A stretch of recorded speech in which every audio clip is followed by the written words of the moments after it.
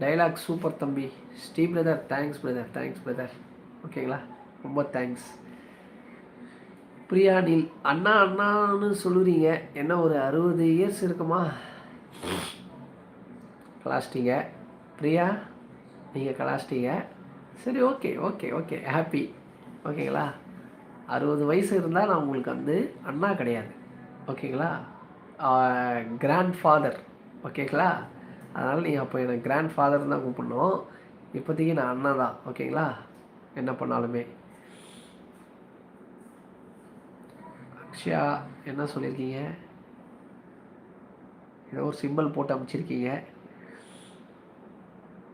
நான் பண்ணுறேன்றீங்க. அப்புறம் ஆனால் நான் உங்களிடம் ஒன்று சொல்லட்டுமா?